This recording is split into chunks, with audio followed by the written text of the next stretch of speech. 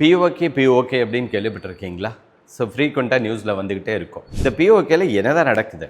இதை பற்றி எதாவது யோசிச்சிருக்கீங்களா? இது எப்போ இந்த பிஓகே ஸ்டார்ட் ஆச்சு? நம்ம இந்தியா இண்டிபெண்டன்ஸ் வாங்கும்போது காஷ்மீரில் ராஜா ஹரி சிங்னு ஒருத்தர் இருந்தார். அந்த ராஜா ஹரி சிங் என்ன பண்ணாரு அப்படின்னா, பாகிஸ்தான்லேருந்து நிறைய பேர் ஆக்குப்பை பண்ண ஆரம்பிக்கும் போது நான் இந்தியா கூட சேர்ந்துடுறேன் அப்படின்னு சொல்லி இன்ஸ்ட்ருமெண்ட் ஆஃப் அக்சஷன் சொல்லி அவர் கையெழுத்து போட்டு கொடுத்து ஜாயின் பண்ணிட்டாரு.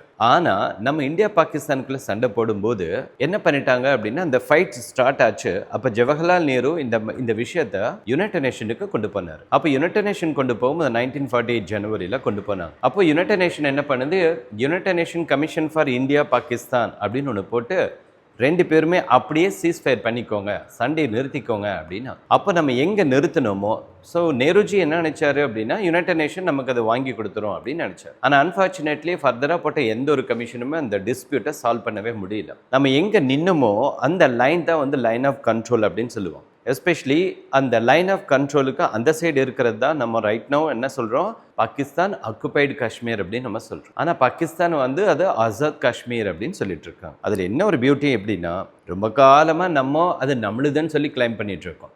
ஆனால் இப்போது பாகிஸ்தான் ஆக்குபைட் காஷ்மீரில் இருக்கக்கூடிய மக்கள் பாகிஸ்தான் கவர்மெண்ட்டை பார்த்து வெறுத்து போய் இப்போ என்ன பண்ணிட்டாங்க, நாங்கள் பாகிஸ்தானோட ஒரு பார்ட்டே இல்லை அப்படின்னு சொல்லி போராட்டம் பண்ணிட்டு இருக்கோம். ஸோ இது ஒரு நல்ல என்ன சொல்கிறது, ஸோ பிகாஸ் ஆஃப் என்ன அப்படின்னா, பாகிஸ்தானோட இன்றைக்கி எக்கானமி ரொம்பவே மோசமாயிடுச்சு. ஜிடிபி ஜஸ்ட் 3.5% தான்.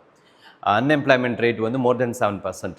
இப்படி பாகிஸ்தான் பார்த்தீங்கன்னா கம்ப்ளீட்டாகவே கொலாப்ஸ் ஆகிட்டு இருக்கிறதுனால, எக்கானமி கொலாப்ஸ் ஆனதுனால, அங்கே எந்த ஒரு வெல்ஃபேரும் பண்ணாதனால அங்கே மக்கள் ரொம்பவே வெக்ஸ் ஆகிட்டாங்க. ஸோ இது பாகிஸ்தானை பிளைம் பண்ணுறதுக்காக இல்லை, இந்த பிஓகே அப்படின்ற அந்த இஷ்யூ என்னன்றது நமக்கு பேசிக்காக தெரியணுன்றதுக்கான தான் இந்த ஒரு சின்ன வீடியோ.